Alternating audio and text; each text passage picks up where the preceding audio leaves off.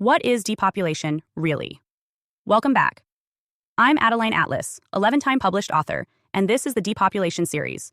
Are we the last biological humans? Depopulation. It's a word that's been weaponized, misunderstood, and in many cases, completely dismissed. Some hear it and think conspiracy. Others hear it and think it doesn't apply to them.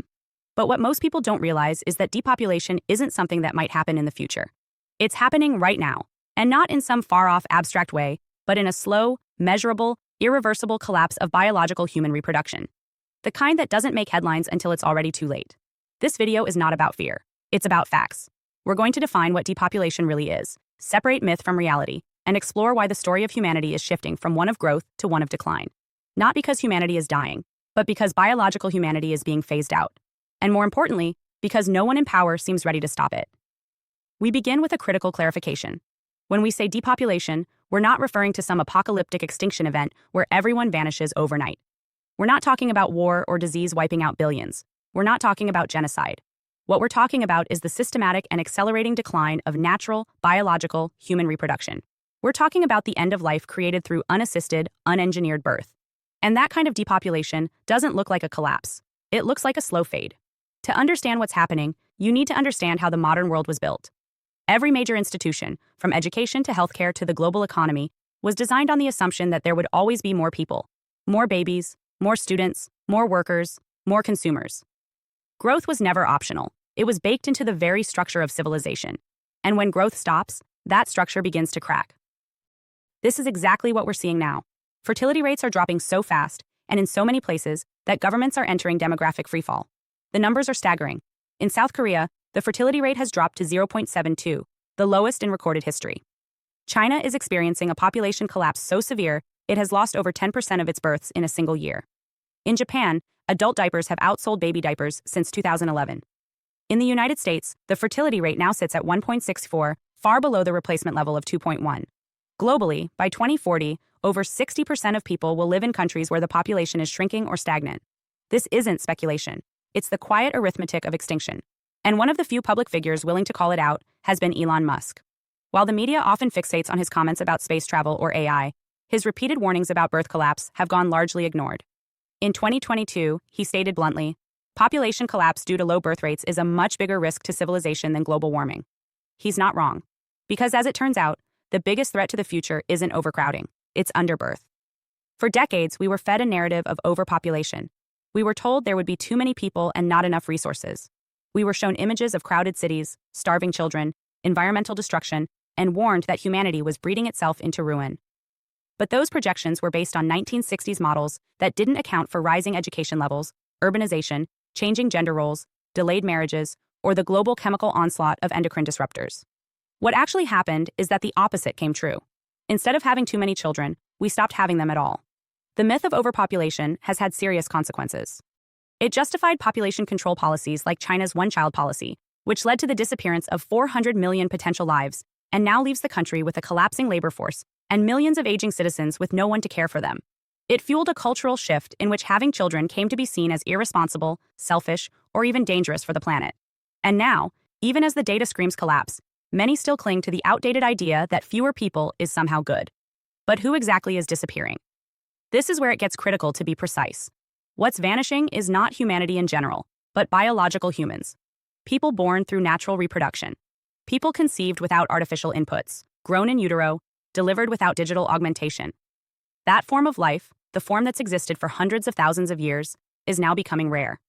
Because today, reproduction is not just declining, it's being outsourced. This is what we mean when we say the biological human is being phased out. New technologies are being developed not to support natural reproduction, but to replace it. Artificial wombs like ectolife, lab-grown gametes made from stem cells, CRISPR gene editing that allows embryos to be pre-designed for intelligence, athleticism, or resistance to disease. AI-generated children in virtual environments for childless adults. These are not ideas in development. These are prototypes, patents, and pilot programs already underway.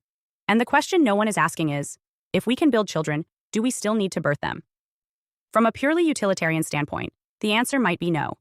Artificial reproduction offers control, predictability, elimination of genetic disorders, optimization of traits. But from a human standpoint, the implications are profound. Once life is built, not born, it becomes subject to industrial logic. Life becomes a product. And biology, messy, emotional, unpredictable biology, becomes a liability. This is not about scaring you. It's about preparing you.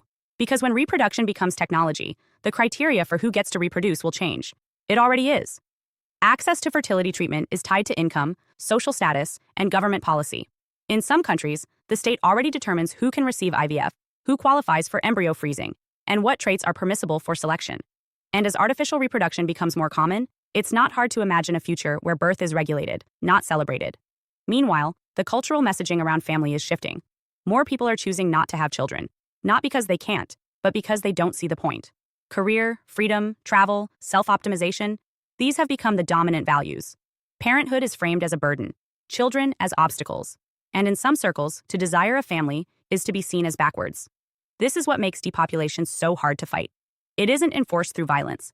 It's enforced through values, through invisible shifts in what people want, expect, and prioritize. And once those values become entrenched, the collapse becomes self-reinforcing. Fewer children means fewer families.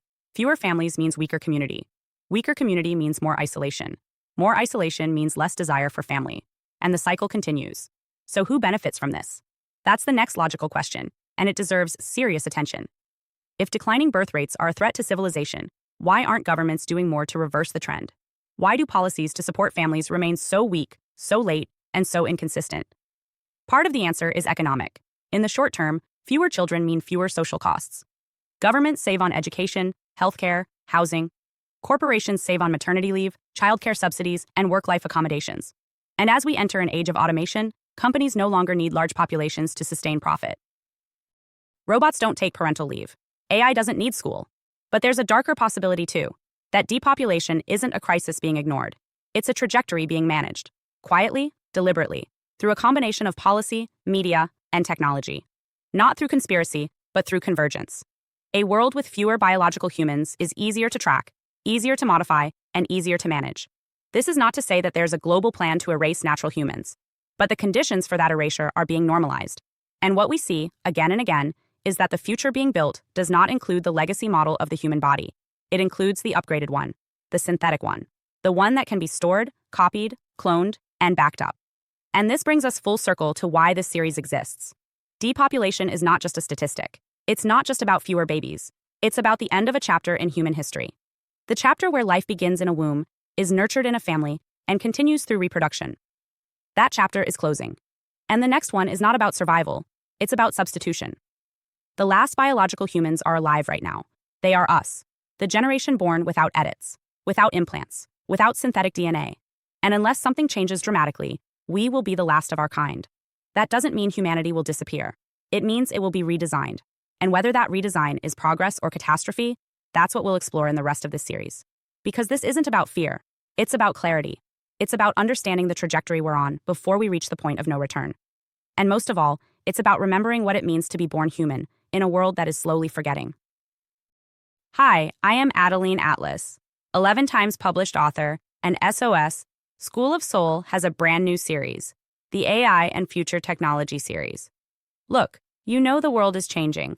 And no, it's not going back to normal. Normal is over, and what's coming next is beyond anything we were prepared for. The School of Soul, AI and Future Technology series includes 319 videos on 1. The Download Society, How Data Has Replaced Destiny. 2. Predictive Future. Your next moves aren't random, they're forecasted. 3. Social Credit Systems. The behavioral economy now governs access. 4. Hive Mind. Synthetic telepathy and collective algorithmic control. 5. Nanobots inside you. Medical, military, and programmable intrusions. 6. Grief Tech. AI-fueled digital resurrection and simulated comfort. 7. Uploading your mind, consciousness transfer, and data-based identity. 8. Deep fakes plus AI clones, the replication of reality and identity theft. 9. Quantum humans, the merger of biology with quantum systems. 10. Digital afterlife, where your data goes when you die. 11. Resurrection science, reviving life through synthetic methods. 12. Immortal science, the end of death as we know it. 13. Longevity science, gene editing, anti-aging, and bio-upgrades. 14. Designer babies, engineered perfection before birth. 15. Artificial wombs, birth decoupled from the female body. 16. 3D printing, printing organs, limbs, and even humans. 17. The humanoid era, the rise of synthetic beings among us. 18. Legacy humans, the slow phase-out of unmodified analog people. 19. Smart cities, algorithmic environments that watch and decide. 20. Cloud-based societies, citizenship without borders or bodies. 21. Hackable humans, emotion, memory, and behavior under code. 22. Biometric scanning, your body is your password and your prison. 23. Sex tech, intimacy reprogrammed by machines. 24. Extinction of gender, fluidity, deletion, and design of identity. Every topic is fully explored with real-world technologies, patents, case studies, ethical analysis, and future forecasts. These aren't someday discussions. This is already happening. Join the SOS School of Sos Vault to overstand the future before it's implemented on you.